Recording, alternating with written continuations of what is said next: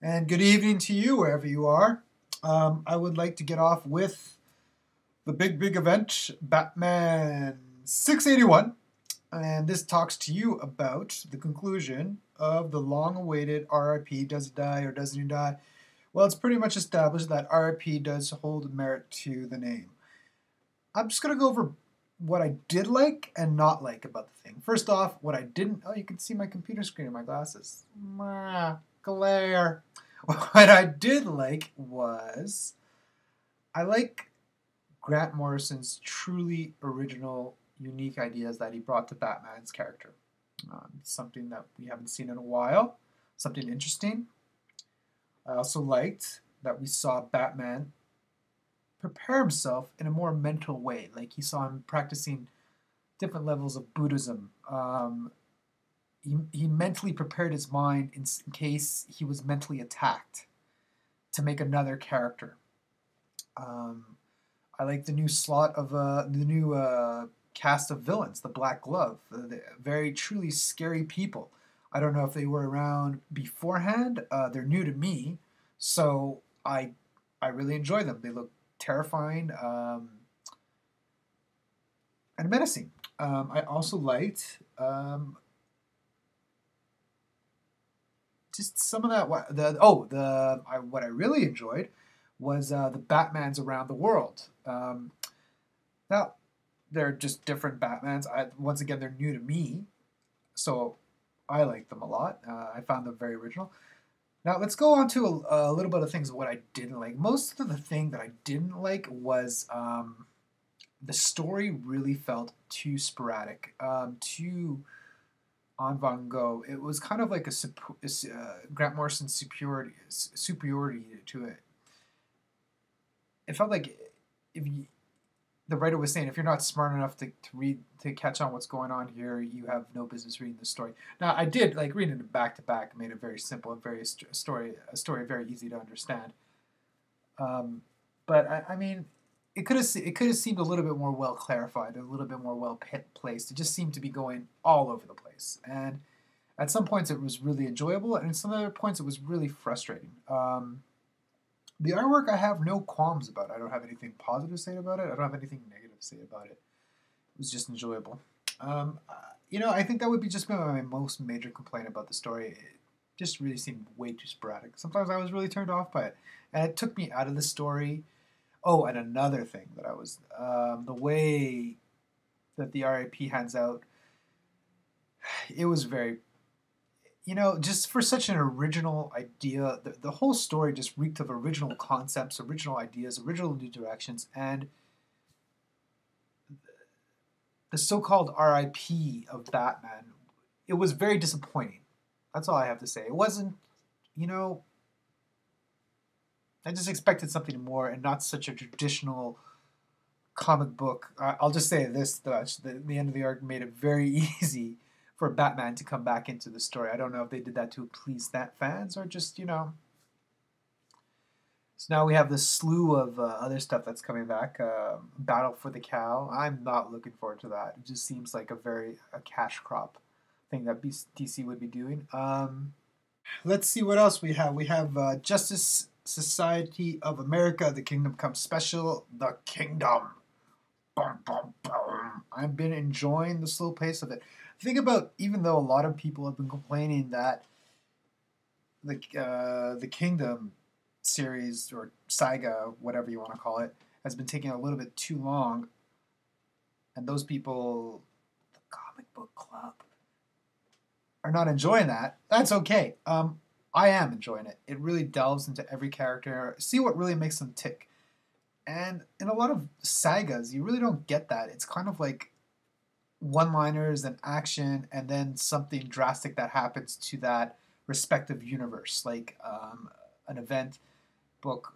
You get a lot of witty one-liners, a battle scene, and then during that course, like Sinestro dies. That really, I'm just making shit out of my ass here, but that really shakes up that universe or shakes up the title to make it go in a new direction. This saga, just whoa, let's roll, let's rein it in and just see what every individual thinks, and you're getting their highs, their lows, and what makes them tick as an individual. I forget his name. It's the kid that had a mangled face. Now he has a very clean face. You know, like GOG made it all better. He's an asshole. Shit. He's a jerk. I like to punch him in the face. Yeah. What?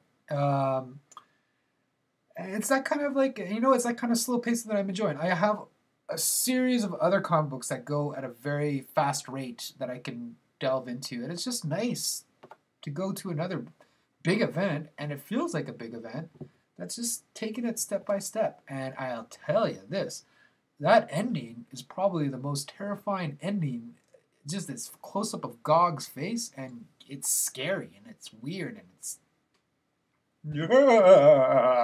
Incredible Hercules 123. I think this is probably the most amazing sleeper hit that's out there. If you're not picking up this, please pick it up before they change it due to low sales. I think this, I've never laughed as constant as I did with the comic book as much as I've done with this series. Beautiful work of art. Well, the writing and all that stuff, the art's okay. Like the actual physical art, it's very enjoyable and very well drawn.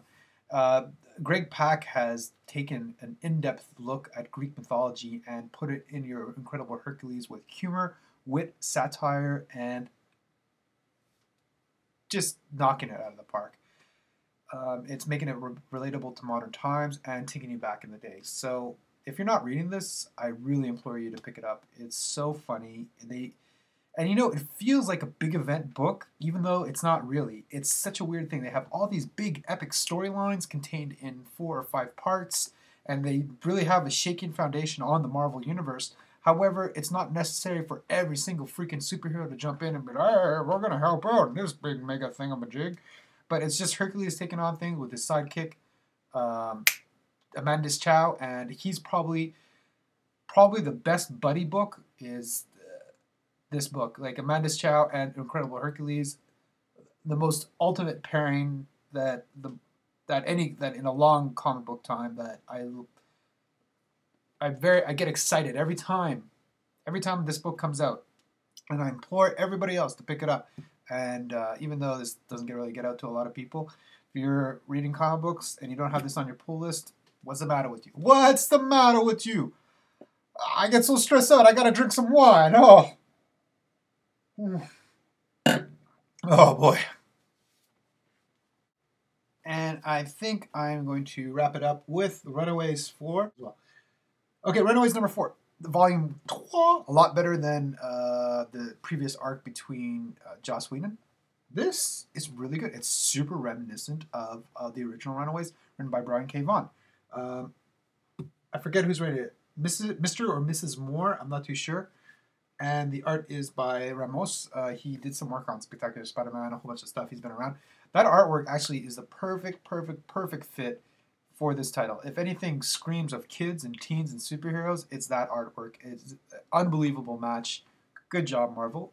I like how they're looking at this. Well, thank you very much, Mr. Lachazy. Yeah. Anyway.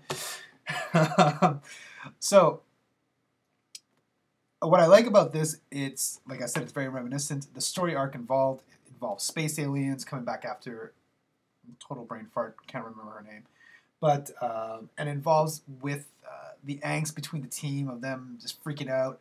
Now, in this issue, they're trying to explain that angst. I really wish that through some sort of magical spell that's causing the team to argue with each other. But when you're reading the series, it just seemed like kids being kids who don't know crap about crap and just arguing with each other for the sake of arguing. I kind of like that. I kind of liked a teenage superhero teen book with all of them just shouting at each other because they're so self-righteous and stupid. That's the whole point about being a kid. You kind of lose that as you grow more mature. But now they're trying to explain that with a magical spell. Hopefully that won't change the dynamic of the book too much. Myself, I've been enjoying the screaming and hair pulling between the team.